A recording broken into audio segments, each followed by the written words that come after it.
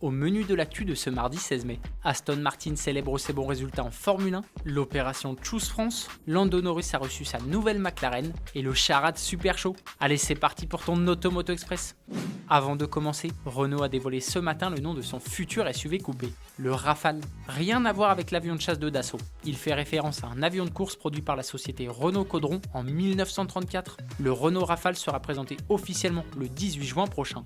En attendant, le losange nous en montre un peu et on a hâte de le découvrir. C'est le sujet de la question du jour. Que penses-tu du nom de ce futur SUV? Renault a-t-il fait un bon choix? J'attends ta réponse dans les commentaires. Aston Martin célèbre ses bons résultats en Formule 1. La marque de Gaydon vient de dévoiler le DBX 707 AMR 23. Cette série spéciale reprend le nom de la monoplace engagée en Formule 1 cette saison pour célébrer les bons résultats de l'écurie. Aston Martin est deuxième au classement constructeur, bien aidé par les performances de Fernando Alonso qui a déjà fini 4 fois sur le podium cette saison. Ce DBX offre une livrée spécifique verte avec des accents jaunes. Côté moteur, pas de changement, le DBX 707 AMR 23 conserve le V8 biturbo de 707 chevaux. Dans le même temps, Aston continue de teaser celle qui remplacera l'actuel DB11. On ne connaît ni son nom ni ce qui se logera sous son capot, mais on croise les doigts pour que le V12 biturbo soit reconduit. Confirmation le 24 mai. L'opération Choose France. Hier se tenait le sommet Choose France qui réunit de nombreux chefs d'entreprise étrangers dans le but de les encourager à investir chez nous. La France a tenté de prouver son attractivité, notamment dans le secteur automobile. Le fabricant taïwanais de batteries Prologium a confirmé vendredi à Dunkerque en présence du président Emmanuel Macron sa première giga-usine hors d'Asie.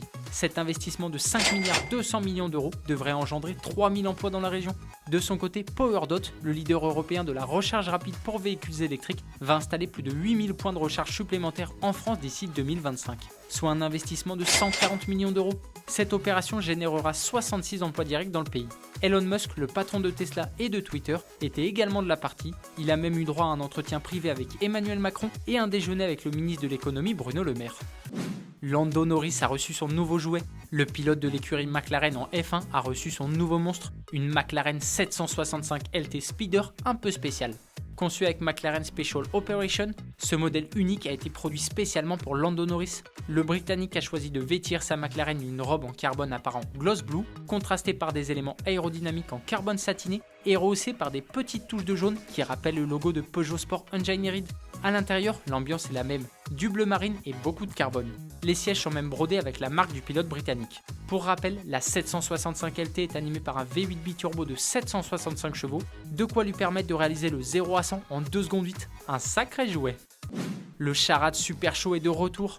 Le célèbre circuit de Charade ouvrira ses portes dimanche prochain pour la 2e édition du Charade Super Show. Au programme, des courses entre des pilotes de renom, des parades d'auto et moto iconiques et autres shows de drift ou de freestyle moto sont prévus.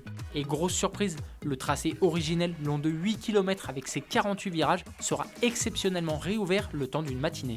Il a été raccourci de 4 km dans les années 80 pour répondre aux nouvelles exigences en matière de sécurité. Le Charade Super Show est parrainé par le légendaire Jacques X et seront également présents Sébastien Loeb avec sa Lancia Delta électrique de 680 chevaux et Giacomo Agostini en tant qu'invité d'honneur. Tu auras peut-être une chance de les croiser.